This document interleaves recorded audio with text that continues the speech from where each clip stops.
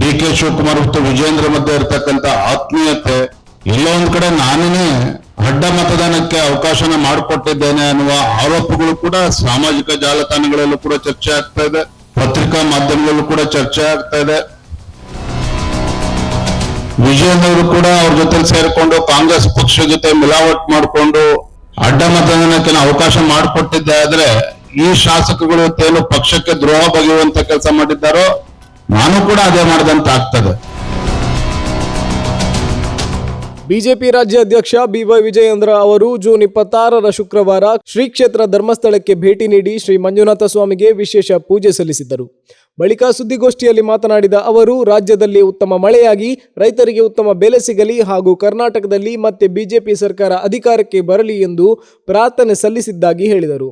ನಿನ್ನೆ ರಾತ್ರಿ ದೆಹಲಿಯಿಂದ ನೇರವಾಗಿ ಮಂಗಳೂರಿಗೆ ಬಂದು ಇವತ್ತು ಮುಂಜಾನೆ ಶ್ರೀ ಕ್ಷೇತ್ರ ಧರ್ಮಸ್ಥಳ ಮಂಜುನಾಥೇಶ್ವರನ ಸನ್ನಿಧಿಯಲ್ಲಿ ಪ್ರಾರ್ಥನೆಯನ್ನು ಸಲ್ಲಿಸಿ ನಮ್ಮೆಲ್ಲ ಶಾಸಕರು, ಸಂಸದರು, ಪಕ್ಷದ ಅಧ್ಯಕ್ಷರು ಎಲ್ಲ ಹಿರಿಯ ಕಾರ್ಯಕರ್ತರ ಜೊತೆ ದರ್ಶನ ಪಡೆದುಕೊಂಡು ಇವತ್ತು ನಿಮ್ಮ ಮಟ್ಟಿಗೆ ಇದ್ದೇನೆ. ನಾನು ಭಗವಂತನಲ್ಲಿ ಪ್ರಾರ್ಥನೆಯನ್ನ ಸಲ್ಲಿಸಿದ್ದೇನೆ.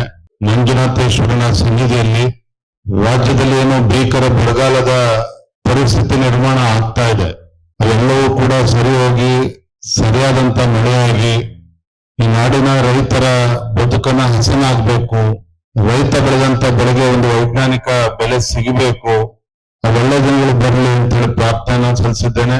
ಅದರ ಜೊತೆಗೆ ಮುಂದೆ ಕರ್ನಾಟಕ ರಾಜ್ಯದಲ್ಲಿ ಮತ್ತೊಮ್ಮೆ ಯಾವಾಗ ವಿಧಾನಸಭಾ ಚುನಾವಣೆ ಆದ್ರೂ ಸಹ ಕರ್ನಾಟಕ ರಾಜ್ಯದಲ್ಲಿ ಮತ್ತೊಮ್ಮೆ ನಮ್ಮೆಲ್ಲರ ನೇತೃತ್ವದಲ್ಲಿ ಒಂದು ಜನಪರವಾಗಿರ್ತಕ್ಕಂಥ ಒಂದು ಒಳ್ಳೆಯ ಸರ್ಕಾರ ರಾಜ್ಯದಲ್ಲಿ ಅಧಿಕಾರಕ್ಕೆ ಬರಬೇಕು, ಹಿಂದೂಗಳ ರಕ್ಷಣೆ ಮಾಡ್ತಕ್ಕಂಥ ಒಂದು ಒಳ್ಳೆಯ ಸರ್ಕಾರ ಬರಬೇಕು, ರಾಜ್ಯದ ಸರ್ವತೋಮುಖ ಅಭಿವೃದ್ಧಿ ಆಗ್ತಕ್ಕಂಥ ಒಳ್ಳೆಯ ಸರ್ಕಾರ ಬರಬೇಕು. ಆ ನಿಟ್ಟಿನಲ್ಲೂ ಕೂಡ ನಾನು ಪ್ರಾರ್ಥನೆ ಸಲ್ಲಿಸಿದ್ದೇನೆ.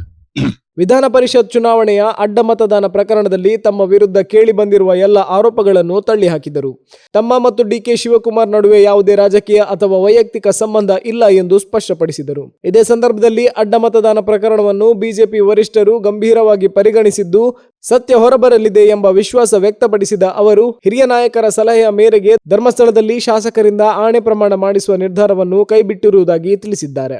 ಇತ್ತೀಚೆಗೆ ನಡೆದಂತ ವಿಧಾನ ಪರಿಷತ್ತಿನ ಚುನಾವಣೆ ನಮ್ಮ ಇಬ್ಬರು ಅಭ್ಯರ್ಥಿಗಳು, ಲಿಂಗರಾಜ್ ಪಾಟೀಲ್ ಒಬ್ಬ ಪಕ್ಷದ ಹಿರಿಯ ಕಾರ್ಯಕರ್ತ, 37-38 ವರ್ಷಗಳ ಕಾಲ ಸತತವಾಗಿ ಸಂಘಟನೆಯ ವಿವಿಧ ಹುದ್ದೆಗಳನ್ನ ತೆಗೆದುಕೊಂಡು ಜವಾಬ್ದಾರಿಯನ್ನ ತೆಗೆದುಕೊಂಡು ದುಡಿದಂತ ಲಿಂಗರಾಜ್ ಪಾಟೀಲ್ ಅವರನ್ನು ಅಭ್ಯರ್ಥಿಯಾಗಿ ಮಾಡಿದ್ವಿ.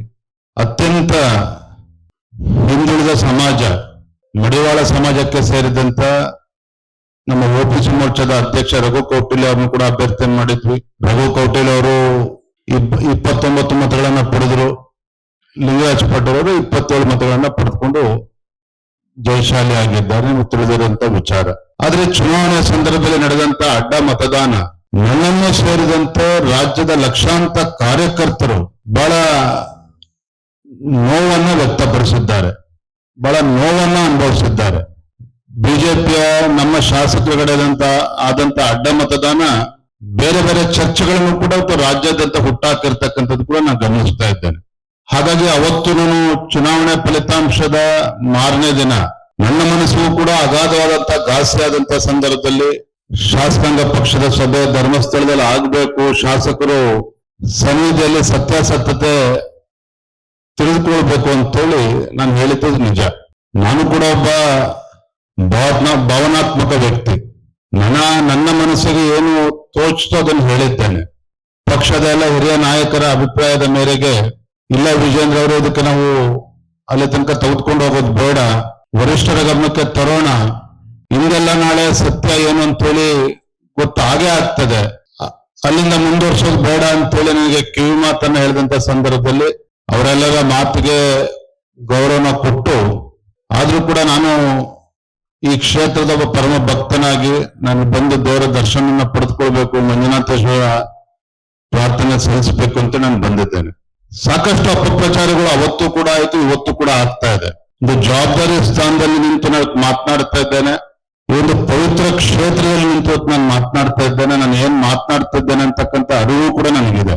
ಏನು ಅಡ್ಡ ಮತದಾನ ಆದಾಗ ರಾಜ್ಯದ ಅಧ್ಯಕ್ಷರು ವಿಜೇಂದ್ರ ಮತ್ತು ನಾಡಿನ ಮುಖ್ಯಮಂತ್ರಿ ಡಿ ಕೆ ಶಿವಕುಮಾರ್ ಅವರ ವ್ಯವಹಾರಿಕ ಸಂಬಂಧ, ಡಿ ಕೆ ಶಿವಕುಮಾರ್ ಮತ್ತು ವಿಜೇಂದ್ರ ಮಧ್ಯೆ ಇರತಕ್ಕಂತ ಆತ್ಮೀಯತೆ, ಎಲ್ಲೋ ಒಂದ್ ಕಡೆ ನಾನೇ ಅಡ್ಡ ಮತದಾನಕ್ಕೆ ಅವಕಾಶನ ಮಾಡಿಕೊಟ್ಟಿದ್ದೇನೆ ಅನ್ನುವ ಆರೋಪಗಳು ಕೂಡ ಸಾಮಾಜಿಕ ಜಾಲತಾಣಗಳಲ್ಲೂ ಕೂಡ ಚರ್ಚೆ ಆಗ್ತಾ ಇದೆ, ಪತ್ರಿಕಾ ಮಾಧ್ಯಮಗಳಲ್ಲೂ ಕೂಡ ಚರ್ಚೆ ಆಗ್ತಾ ಇದೆ. ಈ ಚರ್ಚೆಗೆ ಗ್ರಾಸ ಆಗಿರ್ತಕ್ಕಂಥದ್ದು ನಮ್ಮವರೇ ಅನ್ನುವ ಅರಿವು ಕೂಡ ನನಗಿದೆ. ಆದ್ರೆ ನಾನು ಇವತ್ತು ಸ್ಪಷ್ಟಪಡಿಸ್ತಾ ಇದ್ದೇನೆ, ನಮ್ಮ ಪ್ರಧಾನಮಂತ್ರಿಗಳು ನರೇಂದ್ರ ಮೋದಿಜಿಯವರು, ಅಂದಿನ ರಾಷ್ಟ್ರೀಯ ಅಧ್ಯಕ್ಷರು ಅಮಿತ್ ಶಾ ಜಿಯವರು ಮತ್ತು ಎಲ್ಲ ಹಿರಿಯರ ಒಂದು ಆಶೀರ್ವಾದದಿಂದ, ಇಷ್ಟೆಲ್ಲ ಹಿರಿಯರ ನಡುವೆ ಇಂಥ ಜವಾಬ್ದಾರಿ ಕೊಟ್ಟಂತ ಸಂದರ್ಭದಲ್ಲಿ ರಾಜ್ಯದ ಅಧ್ಯಕ್ಷನಾಗಿ ಇಂಥ ಕೀಳು ಮಟ್ಟದ ಕೆಲಸವನ್ನು ಮಾಡ್ತಕ್ಕಂಥ ಪ್ರಶ್ನೆ ಉದ್ಭವ ಆಗೋದಿಲ್ಲ. ವಿಜೇಂದ್ರ ಮತ್ತೆ ಡಿ ಕೆ ಶಿವಕುಮಾರ್ ಮಧ್ಯೆ ಯಾವುದೇ ರೀತಿಯ ವ್ಯವಹಾರಿಕ ಸಂಬಂಧವೂ ಕೂಡ ಇಲ್ಲ, ಯಾವುದೇ ಒಂದು ಆತ್ಮೀಯತೆಯೂ ಕೂಡ ನಮ್ಮ ಮಧ್ಯೆ ಇಲ್ಲ. ಒಬ್ಬ ಕೆಪಿಸಿಸಿ ಅಧ್ಯಕ್ಷರಾಗಿ ಏನ್ ಗೌರವ ಕೊಡ್ಬೇಕಿತ್ತು ನಾನು ಕೊಟ್ಟಿದ್ದೇನೆ, ರಾಜ್ಯದ ಮುಖ್ಯಮಂತ್ರಿಗಳಿಗೆ ಏನ್ ಗೌರವ ಕೊಡ್ಬೇಕು ಕೊಡ್ಲೇಬೇಕಾಗ್ತದೆ ಒಬ್ಬ ಶಾಸಕನಾಗಿ. ಅದು ಬಿಟ್ರೆ ನಮ್ಮ ನಡುವೆ ಯಾವುದೇ ಒಂದು ಆತ್ಮೀಯತೆ ವ್ಯವಹಾರಿಕ ಸಂಬಂಧ ಇಲ್ಲ ಅನ್ನೋದನ್ನು ನಾನು ಮತ್ತೆ ಮತ್ತೆ ಸ್ಪಷ್ಟಪಡಿಸ್ತಾ ಇದ್ದೇನೆ. ರಾಜ್ಯದಲ್ಲಿ ಅನೇಕ ಜ್ವಲಂತ ಸಮಸ್ಯೆಗಳು ನಮ್ಮ ಮುಂದೆ ಇದ್ದಾಗ ಈ ಎಲ್ಲಾ ಸಮಸ್ಯೆಗಳನ್ನ ತೆಗೆದುಕೊಂಡು ಹೋರಾಟಗಳನ್ನ ನಡೆಸಿ ಈ ಭ್ರಷ್ಟ ಕಾಂಗ್ರೆಸ್ ಸರ್ಕಾರದ ಮುಖವಾಡವನ್ನ ಬಿಚ್ಚಿಡುವಂತ ಕೆಲಸ ನಿಮ್ಮೆಲ್ಲ ಕಾರ್ಯಕರ್ತರು, ನಮ್ಮೆಲ್ಲ ಮುಖಂಡರ ನೇತೃತ್ವದಲ್ಲಿ ಆಗ್ಬೇಕಾಗಿದೆ. ನನಗಂತೂ ವಿಶ್ವಾಸ ಇದೆ, ನಾನು ಅಹಂಕಾರದಿಂದ ಮಾತನ್ನ ಹೇಳ್ತಾ ಇಲ್ಲ. ರಾಜ್ಯದ ನಮ್ಮ ಪಕ್ಷದ ಸಂಘಟನೆ ಬಗ್ಗೆ ನಮ್ಗೆ ವಿಶ್ವಾಸ ಇದೆ, ರಾಜ್ಯದಲ್ಲಿರುವಂತಹ ನಮ್ಮ ಲಕ್ಷಾಂತರ ಕಾರ್ಯಕರ್ತರ ಶಕ್ತಿಯ ಬಗ್ಗೆ ನಮ್ಗೆ ವಿಶ್ವಾಸ ಇದೆ. ಏನು ಇಂಥ ಒಂದು ಜನ ವಿರೋಧಿ, ಬಡವರ ವಿರೋಧಿ, ರೈತರ ವಿರೋಧಿ, ಯುವಕರ ವಿರೋಧಿ ಕಾಂಗ್ರೆಸ್ ಸರ್ಕಾರ ಏನಿದೆ, ಮುಂದೆ ಬರ್ತಕ್ಕಂಥ ದಿನಗಳಲ್ಲಿ ಇಂಥ ದುಷ್ಟ ಕಾಂಗ್ರೆಸ್ ಸರ್ಕಾರವನ್ನ ಬುಡ ಸಮೇತ ಕಿತ್ತಾಕುವಂತ ಕೆಲಸ ನಮ್ಮೆಲ್ಲರ ಕಾರ್ಯಕರ್ತರ ಶ್ರಮದಿಂದ ನಾವು ಮಾಡ್ತೇವೆ ಅನ್ನುವ ಸಂಪೂರ್ಣವಾಗಿರ್ತಕ್ಕಂಥ ವಿಶ್ವಾಸ ನನಗಿದೆ. ಮೊನ್ನೆ ದಿನ ಸಾಕಷ್ಟು ಜನ ಶಾಸಕರು ನನಗೂ ಕೂಡ ಕರೆ ಮಾಡಿದ್ರು. ಇನ್ನು ಹಿಂದೆ 2019 ನಂತರದಲ್ಲಿ ಕಾಂಗ್ರೆಸ್ ಜೆಡಿಎಸ್ ಕಾಂಗ್ರೆಸ್ ಸರ್ಕಾರ ಇದ್ದಾಗ ಕಾರಣಾಂತರಗಳಿಂದ 17 ಶಾಸಕರು ಕಾಂಗ್ರೆಸ್ ಪಕ್ಷವು ಸೇರಿದಂತೆ ಮಂತ್ರಿ ಇದ್ದರು ಕೂಡ ರಾಜೀನಾಮೆ ಕೊಟ್ಟು ಬಂದಿದ್ದಾರೆ. 17 ಜನ ಶಾಸಕರು ರಾಜೀನಾಮೆ ಕೊಟ್ಟು ಬಂದರು. ಯಡಿಯೂರಪ್ಪನವರ ನಾಯಕತ್ವದ ಬಗ್ಗೆ ವಿಶ್ವಾಸನಿಟ್ಟು ಪಕ್ಷವನ್ನ ಸೇರಿಸಿಕೊಂಡ್ರು. ಉಪಚುನಾವಣೆಗಳು ಆಯ್ತು, 17ರಲ್ಲಿ ಬಂದಾಗ 15 ಜನ ಮತ್ತೆ ಗೆದ್ದು ಬಂದ್ರು.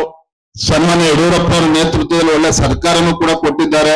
ಆದ್ರೆ ಮೊನ್ನೆ ಹಿರಿಯರಾಗಿರುವಂತ KS ಈಶ್ವರಪ್ಪನವರ ಹೇಳಿಕೆ ಅನೇಕ ನಮ್ಮ ಶಾಸಕರು ಬೇಸರದಿಂದ ದೂರವಾಣಿ ಕರೆ ಮಾಡಿದ್ರು. ಬಹುಶಃ ಈಶ್ವರಪ್ಪರು ಮರ್ತಿರ್ಬೋದು, ಏನು ಹಿಂದಿನ ಸರ್ಕಾರ ಸಿದ್ದರಾಮಯ್ಯ ನೇತೃತ್ವದ ಸರ್ಕಾರ 5 ವರ್ಷಗಳ ಕಾಲ ಆಡಳಿತ ನಡೆಸಿತು. ರಾಜ್ಯದಲ್ಲಿ 18ಕ್ಕೂ ಹೆಚ್ಚು ಹಿಂದೂ ಕಾರ್ಯಕರ್ತರ ಬರ್ಬರ ಹತ್ಯೆ ಆಯಿತು. ನೂರಾರು ಸಾವಿರಾರು ಕಾರ್ಯಕರ್ತರ, ಭಾಜಪ ಕಾರ್ಯಕರ್ತರು ಹಿಂದೂ ಕಾರ್ಯಕರ್ತರ ಮೇಲೆ ಮೊಕದ್ದಮೆಗಳನ್ನ ಹಾಕಿ ಕ್ರಿಮಿನಲ್ ಕೇಸಸ್ ಹಾಕಿ ಅವರನ್ನ ಕುಗ್ಗಿಸುವಂತ ಕೆಲಸವೂ ಕೂಡ, ಷಡ್ಯಂತ್ರವೂ ಕೂಡ ಅಂದಿನ ಕಾಂಗ್ರೆಸ್ ಸರ್ಕಾರದಲ್ಲಿ ನಡೀತು.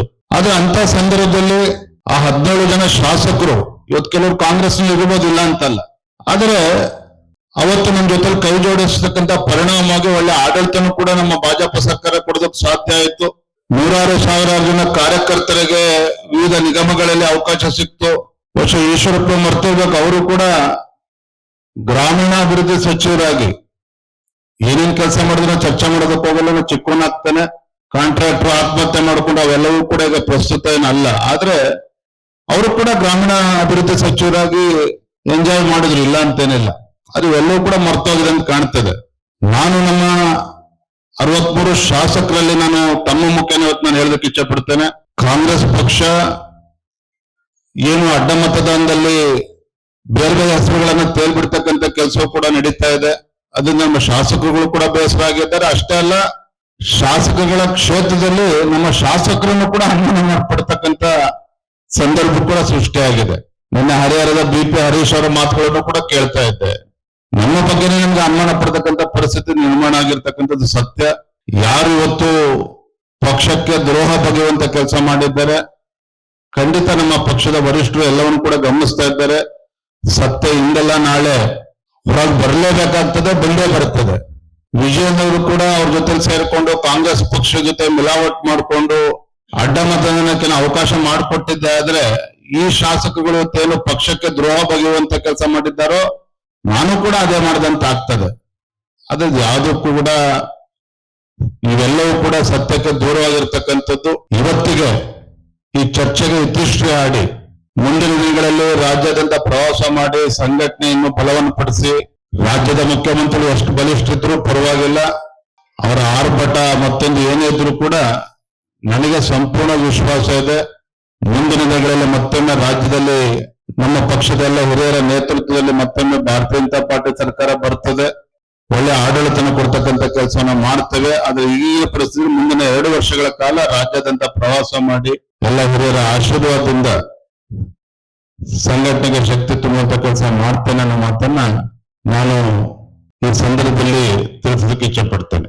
ಬಿಡದಿ ಟೌನ್ಶಿಪ್ ಯೋಜನೆ ವಿಚಾರವಾಗಿ ರೈತರನ್ನು ಸ್ಥಳಾಂತರಗೊಳಿಸಲು ಅವಕಾಶ ನೀಡುವುದಿಲ್ಲ. ರೈತರ ಪರವಾಗಿ ಬಿಜೆಪಿ ಹೋರಾಟ ಆರಂಭಿಸಲಿದ್ದು, ಈ ಕುರಿತು ಜೂನ್ 27ರಂದು ಬೆಂಗಳೂರಿನಲ್ಲಿ ಅಧಿಕೃತವಾಗಿ ಘೋಷಣೆ ಮಾಡುವುದಾಗಿ ವಿಜಯೇಂದ್ರ ಅವರು ಹೇಳಿದ್ದಾರೆ.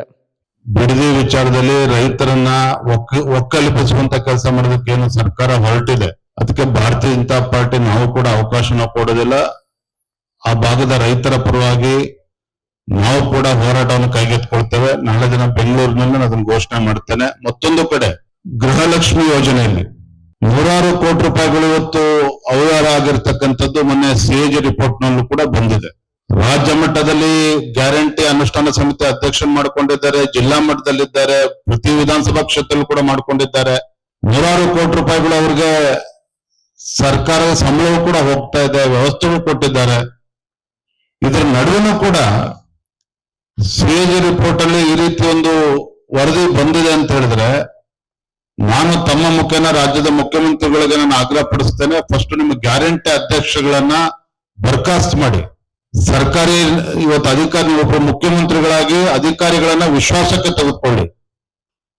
ನಿಮ್ಮ ಕಾಂಗ್ರೆಸ್ ಕಾರ್ಯಕರ್ತರ ಮೇಲೆ ವಿಶ್ವಾಸ ಇದೆ, ಅಧಿಕಾರಿಗಳ ಮೇಲೆ ವಿಶ್ವಾಸವಿಲ್ಲ. ಹಾಗಾದ್ರೆ ಮುಖ್ಯಮಂತ್ರಿಗಳಿಗೆ, ನಿಮ್ಮ ಕಾಂಗ್ರೆಸ್ ಪುಡಾರಿಗಳಿಗೆ ಇವತ್ತು ಗ್ಯಾರಂಟಿ ಸಮಿತಿ ಅನುಷ್ಠಾನದ ಅಧ್ಯಕ್ಷರನ್ನ ಮಾಡಿ ಇವತ್ತು 100 ಕೋಟಿ ಪಡ್ಕೊಂಡಿದ್ದಾರೆ ಅಂದ್ರೆ ನಿಮ್ಮ ಪಕ್ಷವೇ ಕಾರಣ ಇದಕ್ಕೆ. ಹಾಗಾಗಿ ಗ್ಯಾರಂಟಿ ಅನುಷ್ಠಾನ ಸಮಿತಿ ಅಧ್ಯಕ್ಷರನ್ನ ಮನೆಗೆ ಕಳಿಸಿ ಅಧಿಕಾರಿಗಳನ್ನು ವಿಶ್ವಾಸಕ್ಕೆ ತೆಗೆದುಕೊಂಡು ಅಧಿಕಾರಿಗಳ ಮುಖೇನ ಅನುಷ್ಠಾನ ಮಾಡುವಂತ ಕೆಲಸ ಮಾಡಬೇಕು ಅನ್ನೋ ಆಗ್ರಹವನ್ನ ನಾನು ಮಾಡ್ತಾ ಇದ್ದೇನೆ.